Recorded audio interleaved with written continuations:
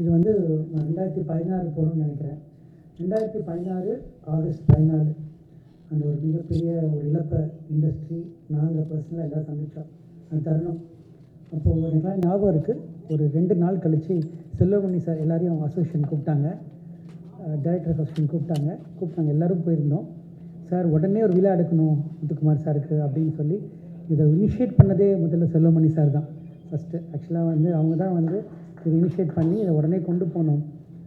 இது ஒரு விதை போட்டதே செல்வமணி சார் தான். அந்த மீட்டிங்கில் லிங்குசாமி சார் எல்லாருமே இருந்தோம். அன்றைக்கே நடக்க வேண்டிய விழா ஏதோ ஒரு சில காரணங்களால் தள்ளி போய் இவ்வளோ விஷயம் வந்திருக்கு. இது இண்டஸ்ட்ரியோட ஒரு விழாவாக தான் நான் பார்க்குறேன். இது தனிப்பட்ட ஒரு எல்லா டைரக்டர்ஸ்க்கும் ஒரு பெரிய தொடர்பு இருக்குது, எல்லாரோடையும் தொடர்பு இருக்குது அவருக்கு. பட் ஒரு இண்டஸ்ட்ரி விழா அது. இதில் வந்து எல்லாருமே கலந்துக்கிறாங்க.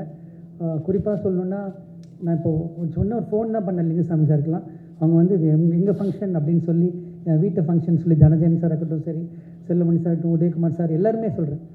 இப்போ அஜயன் பாலா சார் அவங்களாம் நாங்கள் ரெகுலராக பாபா சிலத்துறை சார்லாம் நாங்கள் ரெகுலராக பேசிகிட்டு இருக்க ஒரு விஷயம். பட் உடனே கேட்டோன்னே எல்லாருமே வந்து இதில் கலந்து குறிப்பாக சொல்லணுன்னா Yuvan sir, GV Prakash sir, Aari Jeyaraj sir and Vijay Antony sir, இந்த மாதிரி எல்லா மியூசிக் டைரக்டர்ஸுமே வந்து நாங்கள் கான்சர்ட் பண்ணுறோம் இந்த ஷோவில் வந்து அப்படின்னு ஒரு மிகப்பெரிய ஒரு சப்போர்ட்டுக்கு எல்லாருமே வந்தாங்க. இதில் என்ன தெரிஞ்சுது அப்படின்னா, யாருமே அவரை மறக்கலை, எல்லாருமே வந்து அவர் நினைவில் இருக்காங்க. அவங்க நினைவில் அவர் முத்துக்குமார் சார் இருக்கார் அப்படின்ற ஒரு விஷயம் எல்லாருக்குமே தெரிஞ்சது. இது வந்து ஒரு பிரம்மாண்டமான விழாவாக அமைய போகுது. அது கண்டிப்பாக எல்லோரும் பார்க்க தான் போகிறாங்க. இது ஒரு செலிப்ரேஷன் தான்.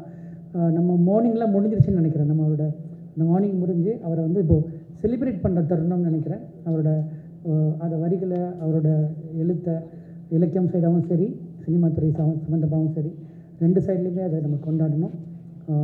தனஞ்சயன் சார் வந்து ஒரு பெரிய பேக் போனாக இதுக்கு ஒர்க் பண்ணிகிட்ருக்காங்க.